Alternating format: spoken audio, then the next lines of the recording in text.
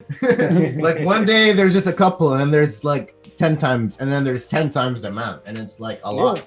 Yeah. Yeah, I mean the females That. they have this capacity to hold all the eggs inside, and they're, I mean they're like if you compare a female fly with a male fly, you will see the abdomen, the belly of the female is like huge. It's like especially when they are virgin, when they are first born, it's like a balloon, you know. It's full of eggs. Like if you open it up, you will see all these eggs are attached to each other. Looks like a like a banana tree or something like that. And what they do is like they mate, but they don't lay their eggs instantly. They want to find an environment that is suitable for their children. So once they find the environment, like your apartment, I guess, they just poof.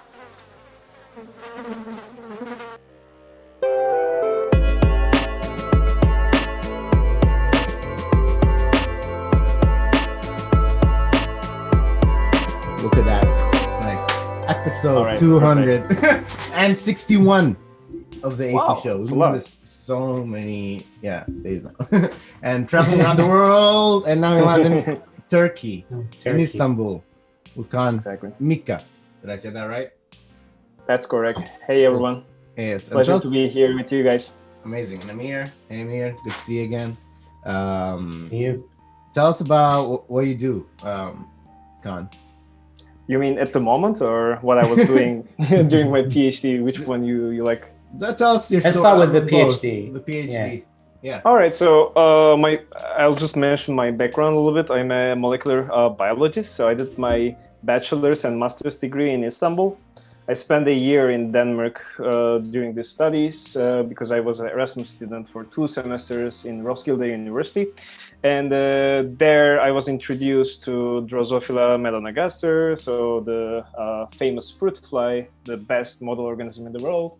So I started working with the fruit flies there. Then I did my master's on fruit flies in Istanbul. And then I moved to Switzerland, to a small city that's like the 4th biggest city in Switzerland. It's called Lausanne.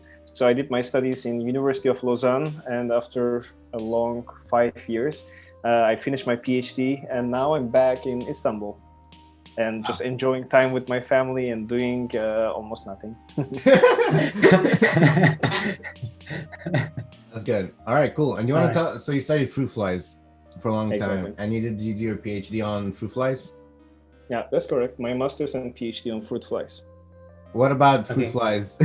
So Yeah, exactly. into you. Well, they are precious. Like every time that I see them around, because there are some in my kitchen, because I forget to, put the garbage away for a couple of days, and they really like bad fruits, like the fermented fruits. They come over there, they lay their eggs, and then if you keep them long enough, you see the 2nd generation, maybe 3rd generation at your home, and it will be like hundreds of fruit flies. You don't want to deal with that.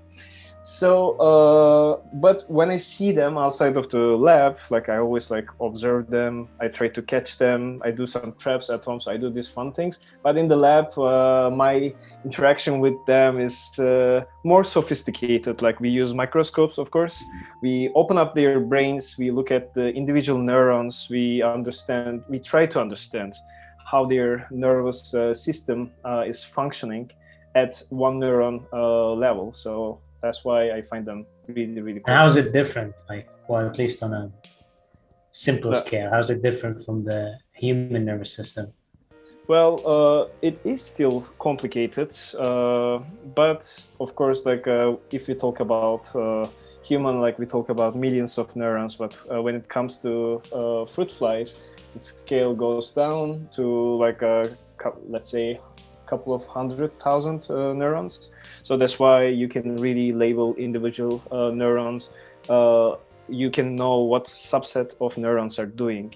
You can directly target that neurons, change the behavior of the flies by using some genetic tools. And I mean, that's extremely, extremely powerful. But they are still very complicated, and we know so much about them, but there's also so much to discover still. Oh, wow. What's still something to discover that you haven't yet, or people haven't yet, about the fruit fly? Ooh. It's very So, common, I mean, right?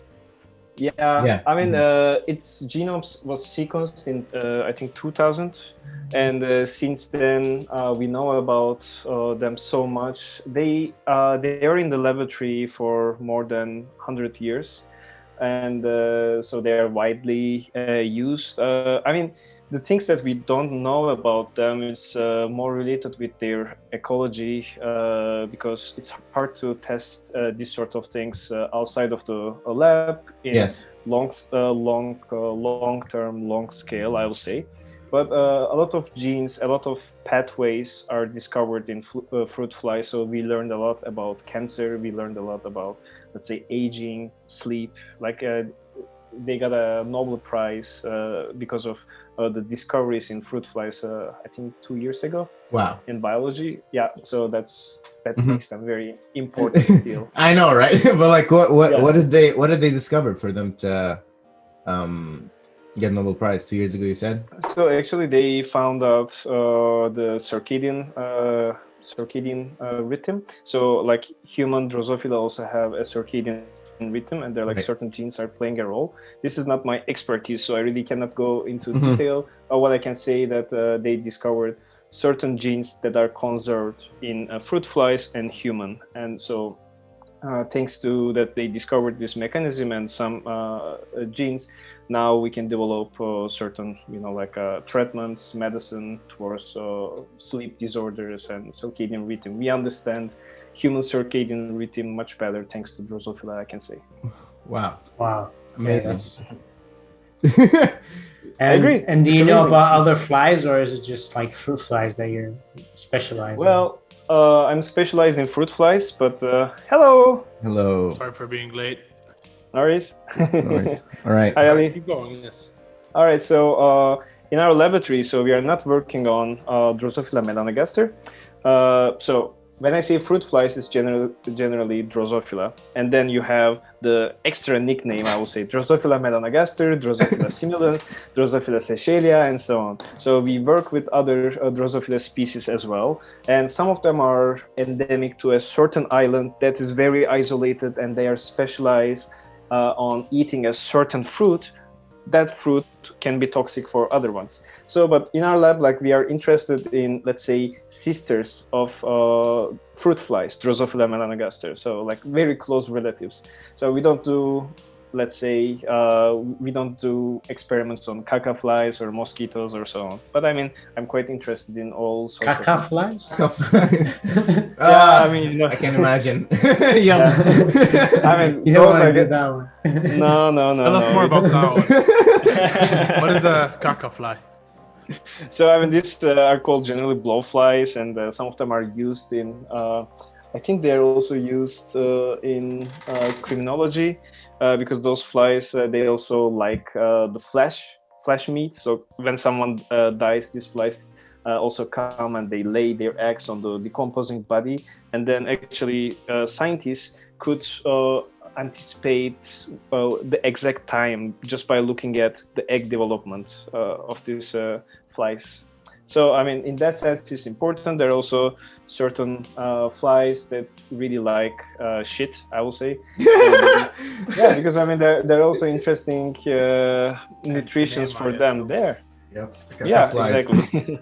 Yeah, I mean- right. But a lot of flies are also like responsible for many different diseases that we as humans can get. Like, I think the African sleeping sickness is one of the Yeah, it's tsetse flies, for example. tsetse.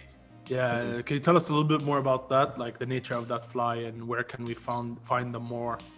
Even though Well, I mean, I don't know much more about those flies. Mhm. I can maybe tell a fun story about it, but I really don't know the disease. All right. Fun story About time. the With sleep Kaan. disease and so on.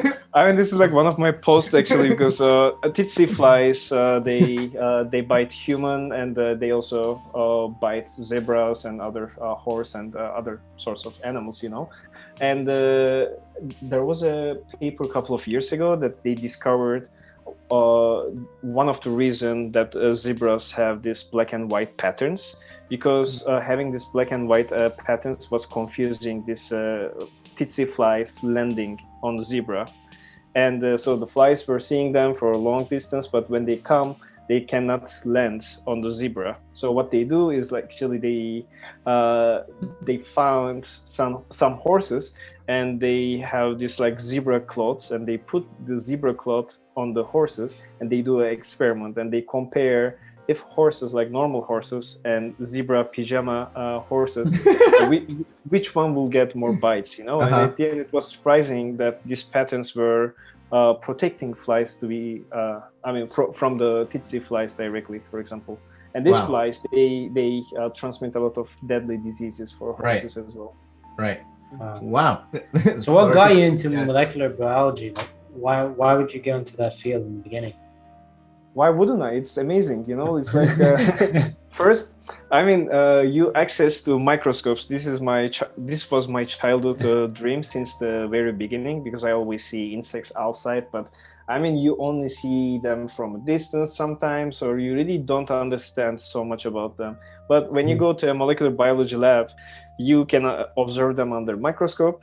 But you can even isolate their DNA. You can find mutations. You can generate mutations. For example, I do have my own transgenic flies, and I'm proud of them. You know, it's like they are my children. You know, I created them. I generated. That sounds like the start of a supervillain story. Yeah, superhero. Or superhero. Yeah. So what did you do to their genetics, and what was the? So what's the phenotype on the flies? So it's like when you think about the mutation, it doesn't have to be, something that is causing something dramatic in the animal. You can just twist the expression of a certain gene that you don't obviously see any phenotype. So like the fly looks exactly the same like the normal ones. So in my studies, like I mutated certain genes. So I increased or decreased the expression of certain genes. For example, one thing that you can do is like you can knock out, they call it knock out in genetics, that you remove a certain gene. And then you investigate, what happens when you remove this certain gene. This is how most of the biological experiments are starting. There are like candidate genes. You're like, is that gene or that gene causing cancer? So what you do is like you just remove it and then see if it develops cancer and so on. So personally, I really did mutations that affect the gene expression, but it's like very detailed. So I don't have a super amazing like Spider-Man story for that. Okay. That's cool. Yeah, but the gene that you changed, what I want to know is, what did it change in your insect? What did it change? So it actually increased the expression of a certain gene. So it's like, for example, a certain gene was expressed at 100, let's say a scale of 100, and I increase it to 2000 from 100. And then I see the effects when I misexpress this gene, what happens. And I would explain, of course, more, but it's like really detailed. Okay. Try me. It will take the entire night, I'll promise. Yeah. So what's a common misconception that people like don't know about fruit flies, or something that you only found out once you got into the field? Mm-hmm. That's not scientific, but just like behavior. Yeah, that's a really great question, actually. There are, of course, certain things that one thing that a lot of people ask me, I have to mention, that people think fruit flies, they don't have a brain, but actually they do. And what I did in my project was dissecting a lot of flies, taking out their brains and looking at their neurons. They are more complex than what people think in general. And this is the biggest misconception that I see in the field. People think flies don't have brains. Do they feel pain? I think they do. They have pain. They have pain receptors. They have mechanosensory receptors. In most of the experiments, when we are working, like we anesthetize the flies. So we don't have an ethics committee like when you do a mice research, for example. There are a lot of like paperwork and so on, because you don't want to torture the animal when you're doing the experiment. And I think this is very, very important. But with flies, you don't need any sort of paperwork. And yeah, it's good and bad. Bad for flies, good for science. Good for And Ah. yeah, but yeah, generally, like when you open up the brain, for example, you first kill the fly in ethanol, for example. They enjoy the alcohol for the last minutes of their life, but then you open up their brain, they don't feel anything, of course. But for the sake of science and development, this is crucial. We have to keep on doing this. Saying your fly is open has a completely different meaning with you. Yeah, that's true. Yeah, your flies open. That's good. That's a good one. That's good. I have a lot of experience with fruit flies, right? As we say, I had once an apartment. It was my story time in Hollywood where we were just a bunch of guys living there, and we just left it a mess. And there were some flies that came about, but we never cleaned the mess. And then there were more flies, and then one day there were just flies all over the world. I mean, like hundreds and hundreds and hundreds of flies. And I didn't know what to do. We had to kill them all, pretty much.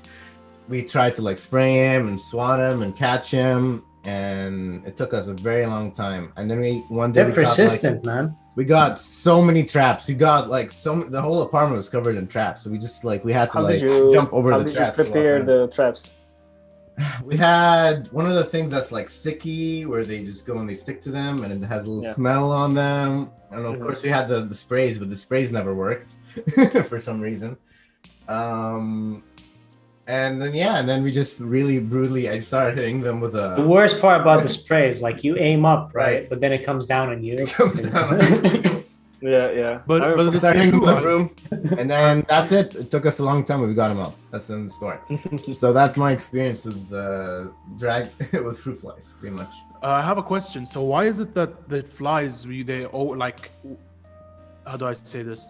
The spray, like Raid and all those different sprays for insects, I noticed they keep either changing the chemical or they keep changing the bottle or whatever. Is there a reason they do that, or what's going on? I mean, of course, they find new molecules that are targeting the nervous system of the flies. And sometimes in there, there are some chemicals that they bind to some receptors, and they, block the nervous system of the insect, and they kill them instantly. And with science, we know about more receptors, we know about more chemicals. And also, if you look at the, let's say, medieval insect killers, they also have a lot of chemicals that smells really bad, or that also harms you, you don't want to spray around when you have a kid at home. So science is developing, so do this Raid bottles or whatever. So that was a little bit advertisement, sorry about that. We're not sponsored by Raid. Yeah. Unless. Okay. From that, another question. Why do they how do they swarm up so fast all together at once? I'm getting flashbacks right now. One day there's just a couple, and then there's 10 times, and then there's 10 times the amount, and it's a lot. Yeah. I mean, the females, they have this capacity to hold all the eggs inside, and they're if you compare a female fly with a male fly, you will see the abdomen, the belly of the female is huge. It's especially when they are virgin, when they are first born, it's like a balloon, it's full of eggs. If you open it up, you will see all these eggs are attached to each other. Looks like a a banana tree or something like that. And what they do is they mate, but they don't lay their eggs instantly. They want to find an environment that is suitable for their children. So once they find the environment, like your apartment, I guess, they just put all of them there. Hey, Ali, congrats! Your apartment's suitable for having children. Good stuff. I read about that experiment in your Instagram, so maybe you could tell us more about that. It was about finding the proper environment. Exactly. So that was one of my last posts. Actually, it's not my project; it's my colleague's project. And there I didn't go into details like what she's doing. But generally, she's interested in oviposition, which means egg laying preference. So like flies are deciding where to put their eggs in very simple words. And so in that simple experiment, you put the fly in a room, and then let's say right hand side of the room has Burger King, left hand side has McDonald's, you know, and the fly have to make this very tough decision, like Burger King or McDonald's. So like, so I mean, some flies, you know, like they choose Humans burger. have to make the same tough decision. That's a tough decision, man. Yeah. And you know, like also, I guess also it's like that for you guys. Like I don't go to Burger King all the time. I do have a preference, but sometimes I go to McDonald's as well. So what flies do is kind of similar. Like they lay 7 eggs there and 5 eggs there, but at the end, if you like count all of them one by one, at the end you see like, okay, they really like Burger King more. So we had the second advertisement, right? Yeah, where's the? I wouldn't call it an advertisement to say that flies like Burger King. Like Burger King. Yeah, that wouldn't be a good advertisement, I guess. No. If you want to see Drosophila, go to Burger King. I mean, I hope not. Hopefully they keep their shit clean. But what makes them attracted to, you know, the blue light thing that you keep in like the restaurants, the one with electricity, if they go to it, it like snaps Zaps them. and they, it zaps them and that. Why are they so attracted to it? Like, is it I mean, the smell or? They do see a different scale of vision, I will say, and it more towards the blue light than the red light. For example, in red light, flies cannot see. So we do some of the behavioral experiments in red light. You can see what they are doing. You can video record that, but they are completely blind because they cannot see that specific wavelength. Wow. But they are more tuned to ultraviolet, and they're more sensitive, and when they see it, like they generally are attracted towards it. I don't know if this is a myth. Do you or think not. they're conscious? I know. That's deep Jump question. in, but, yeah. I think they're conscious, Kaan. When they're making this decision, or like in general? In general. No, just in general. Do you think they're conscious sentient beings? I think that's more a philosophical question, you know, like it's a deep one. I really don't have an answer for that one. I'm sorry. Guy on the show. I mean, someone should tune in and answer that. Like, I mean, to some they are conscious, to some they are not. But I mean, I really find it hard to answer. I don't know so much about consciousness. It's got you thinking, at least, like watching them do all that complex behavior and make those decisions like the same way humans do. Yeah, I think their decisions are more like a reflex, and they're learned decisions. So flies can learn something. So you give them a smell, and then you give them sugar, and then they start liking that smell, or you can guide them towards something. You know, they are learning, but they are not so much like planning in advance. Like a couple of days ago, I seen that squids, for example, they are quite conscious animals, and they do like future planning and so on. They do this marshmallow test. You guys know about this marshmallow test that they do to children? No. So I think I don't know the details of that so much, but I think in general, like they give a marshmallow to a kid, but they said like if you wait and don't eat that for a while, like we'll give you another one, and then the kid should think about that, you know, like, and say that, okay, I will just wait 15 minutes and it will be more profitable, you know. So and squid can do that. Like once they realize that they are going to get an extra portion, they continue starving and they wait for the next one and so on. But I don't think that flies will have some sophisticated behavior. It's more like, oh, this is good smell, this is bad smell, I go there, I don't go there. Something like that. Yeah. Do you think it has to do with the number of neurons they have, or it doesn't matter? I think number of neurons, it doesn't matter directly. Of course, there's a correlation. Like when we talk about mammals, like we talk about millions of neurons, complicated connections and synapses.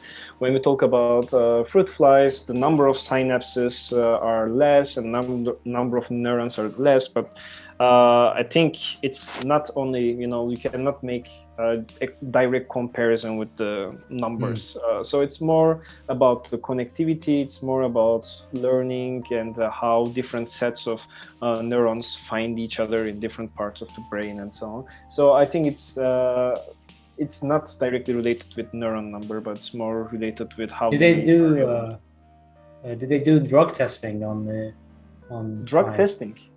Yeah. Drug testing, yes, actually they do.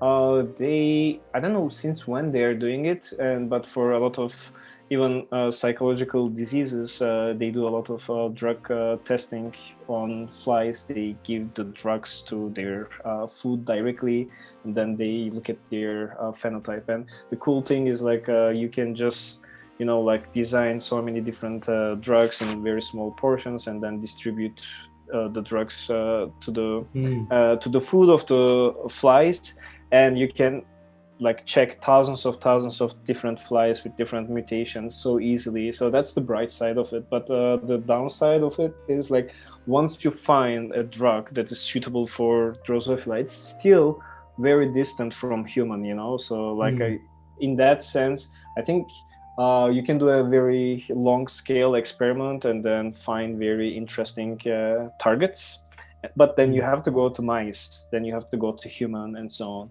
So you cannot just find something in flies and like, okay, open your mouth, I'll give you this. Right. So that, yeah, exactly. Yeah. Do they like, what about addictive habits? Do they have addictive habits on certain like drugs, or like I'm talking about illegal drugs? Obviously. Right. Yeah. Exactly. Do they Like have any, cocaine. Yeah. Pretty much. Yeah. cocaine's I don't know why you guys are so interested in this question. I never. Right. I guess. never Yeah. questioned. I know. We're just asking. That's I'm not true. interested in if they Yeah. like, cocaine or anything. I'm just interested in addictive behaviors in flies. Do they Yes. have it? Or? Yeah. I mean, flies. They also develop certain addictions. But I mean, this is not my expertise, so I need okay. to, I need to do a little bit like reading about that to answer you properly. Perfect. And do they have neurodivergence as well? Like they have, you have neurodivergence. You have neurodivergence in flies as well. Where so what do you mean by that, for example? I don't even know. So So for example, like in the humans, ADHD would be considered like neurodivergence, right? It's I see. People have like they're neurologically wired different, but it's so significant you can notice it. So in flies, do you have that as well? Like in the fruit flies, are there some of them that have like ADHD such flies. noticeable noticeable behavior from outside of the normal? Yeah, of course, but I mean, like, I mean, there are different set of this sort of diseases. They have examples in flies as well, and these mutations can happen naturally or with X-ray or something like that. You can cause this sort of mutations, and you can screen and find individuals that behaves differently than other ones. But I mean, we are keeping flies in the wilds, in the laboratory for a really long time. So most of them, they're quite identical. But when you do a behavioral experiment, sometimes you really see weirdos, I will say. They completely behave differently and so on. But I mean, that depends on the mutation rate. So it's like really you have to look at like thousands of flies, and then some will have mutations, will act differently, of course. But then it's hard to catch that. You talk about mutation rate. What is the rate of mutation for the fruit flies, and what's their lifespan? So the lifespan of fruit fly. Like in nature it's 30 days. In laboratory condition, they can live up to 3 months, for example, because they have no predator. They don't have to fly. They just like just eat, and they do sex, and they lay eggs. They don't have a complicated child care system, They just like lay their eggs and they don't give a shit afterwards. Because being born in a lab is practically exactly. But larvae has all the capacity to grow on its own, so they can become individual adults. They don't need their parents and so on. So in that sense, like in lab conditions, it takes like up to 3 months they can live. And mutations happen in flies frequently, but not as frequent as like bacteria or yeast that are like constantly developing and so on. So like you can say that in Drosophila mutation rate is high, but comparing with human maybe it's less, and comparing with bacteria comparing with human it's higher, but comparing with bacteria it's less. So it's kind of a different scale. In the middle, I will say. There you go. That's pretty cool. How is your research benefiting, let's say, because it's to do with genetics, right? So in terms of human medical fields, right? What are the researches that you're doing now or planning to do? And how is it helping us as human beings? Okay, I understand. So like what I do is basic research. So it's like even before I started, I never aimed to help humanity at all. Neither am I. No, it's like, I'm telling you, that super villain arc is like exactly. Like I want to generate these mutants and play with them. Of course, it's not about that. I mean, it's really not about that. Like I wanted to understand flies. I wanted to understand nature. I wanted to understand ecology and their behavior, because it helps us to understand other things, but not necessarily human. And my research does not have a direct link, but I mean, one can always make a link, you know, like at the end of your studies, you say that we have done this, and in the future, this will help this and that. And generally, this is the part that you strike and you get grants, actually, because you always need to make a link to human. But personally, I'm really interested in ecology. I'm really interested in insects, and I want to understand how their brains are working. Besides that, in Drosophila and human, there are certain things that are conserved. Also, their olfactory system. Flies have thousands of, like let's say a little bit more than 1,000 of olfactory sensory neurons. These neurons, they express just a single receptor. Let's say there's a banana neuron that is expressing a banana receptor that is detecting the odors of the banana, and the other one is like specific to apple. Of course, this is like really simplified, but this is very similar in human. You know, in human you have like thousands of different neurons, and these neurons each express only one receptor. So in my project, I try to understand, you know, you have all these options of receptors. You have all the fruits that you can count, like banana, apple, you know, I cannot count anymore. And anyways, so you have all these options. From these options, how come one neuron is selecting only one and, you know, repressing the other ones? It's exactly the same in human, but scale is so different.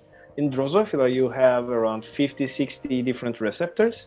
And when it comes to human, it's around like, let's say, almost 1,000 receptors, you know? So doing research on Drosophila, you understand the mechanism, you find some, let's say, proteins that play a role in this selectivity. You learn about how chromosome and chromatin is acting throughout the development, and certain things are conserved. So what I did was, like, I studied a gene family. So there were like 3 receptor genes. They are very closely located in the genome. It's like these 3 guys are sitting next to each other on the genome, but they are never co-expressed, meaning that they are never in the same neuron. So studying these 3 genes, I tried to understand how this would function in human, because when you look at human, you have, like, let's say, dozens of genes that are next to each other, and their specific control is very important for smell, for cancer, for development. You know, like if there is a misexpression of one of them, just because one of the gene is very close and this one is taking over the next one's expression, for example, then what you see is a mess, I will say. So pretty much. My study is not directly contributing to medicine, I will say, but it helps us to understand how these genes are located and how these genes are specifically controlled, I will say. Amazing, pretty cool. There's something I'm wondering about a bit. What is it like to, I guess, to be a fly? How do they see? How do they hear? How do they smell? What are their, Have you seen the Fly movie? I've not seen.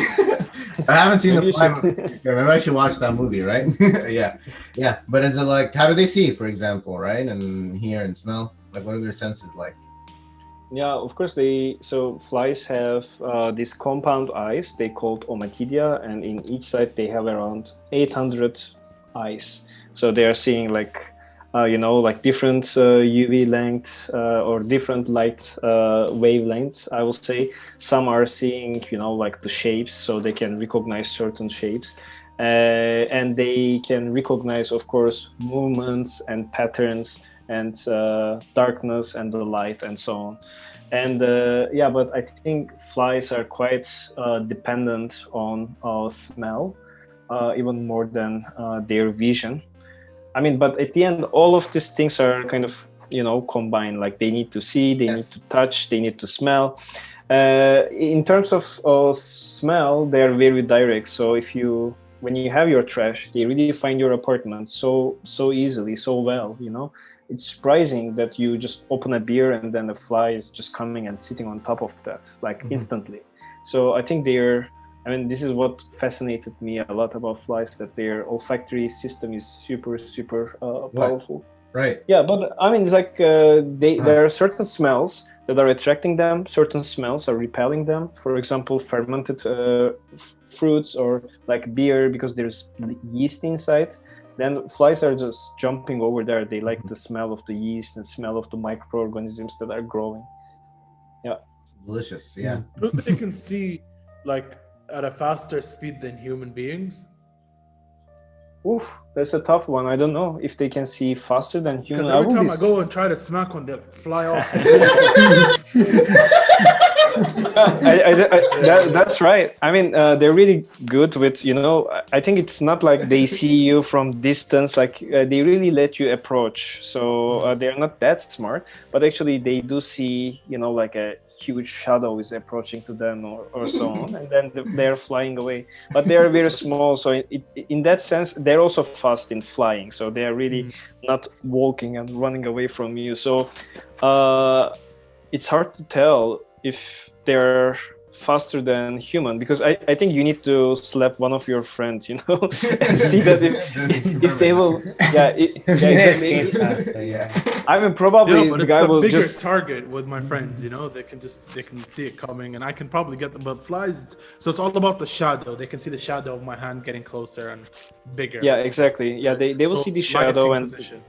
Yeah, exactly. So they will right away. They will see like, okay, something is happening, and they will run away. And but I don't know. I'm not sure about the speed of that. Just one note on that. Like in the lab, the flies that we are using for generations and generations, they are completely retarded.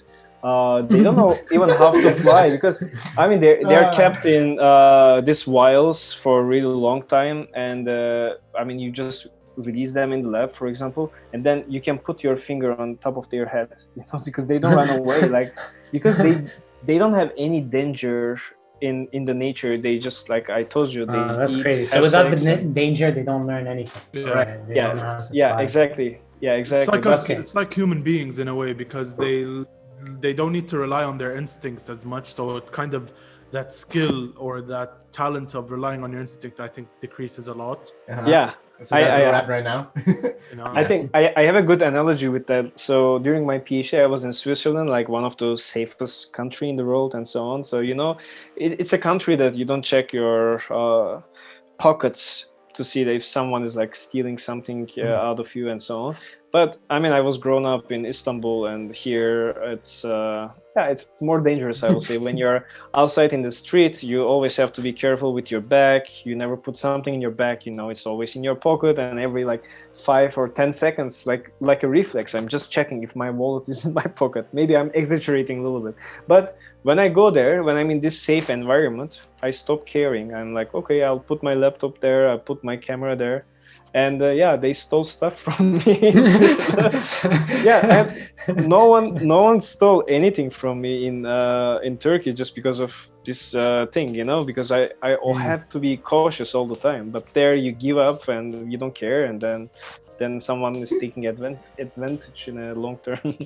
Pretty much. Wow. I guess that's how it is. But, it's crazy, because I can see that happening with us humans now. Like, we used to run away from tigers, bears, and like lions and all those different predators, and now we look at them in the zoo, like our little kids can look at them, and like, should we go back to instincts, or are we okay this way?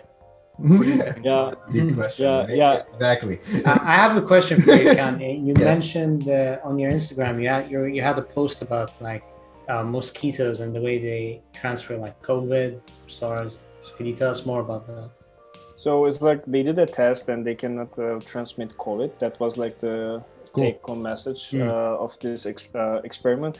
And I mean, it was expected from the because like they only get a couple of microliters of blood from you. It's like they are not taking liters of blood. And then once they get the virus and the parasites, they should go to their digestive system, and then they should pass certain barriers that they should come to their mouth part, so that when they're biting you, they can transmit the disease. So it was really expected that they wouldn't transmit anything. But one laboratory, they did the experiment specifically. Oh, cool. They inject the virus directly to mosquito, not even like letting mosquito bites from someone, because then the virus load will be much less. But they gave directly the virus and see that if they can contaminate or transmit corona. But no, it wasn't the No, case. they Okay. don't. Wow. Yeah. That's cool. That's good. It's cool. Right. I know we're kind of running out of time here a little bit, but I do want to ask a little bit about fly behavior. Can flies love each other? Do they love each other? Yeah, I mean, they do. You mean like sex? Right. I mean, I was like, no. Well, not like that, no. But in reproduction, let's call it. So when Sure. they choose to Reproduction, reproduce, right? population, and yeah. Yeah. Is it like kind of like you know, like those wings, or what is it? Like, So- how does it happen? So you guys And do they heard like about- have mates for like a long period of time, or is it short? No. Like I mean, they live for 3 months. I guess everything's short. I mean, you know, dude, life is short. You should enjoy every moment. I mean, it's like flies mentality. So, really, like, I mean, they even do incest, you know, because you keep the flies in the same vial, so they have their children. If you don't give them enough choice, like they go with their children. Disgusting flies, but but Very.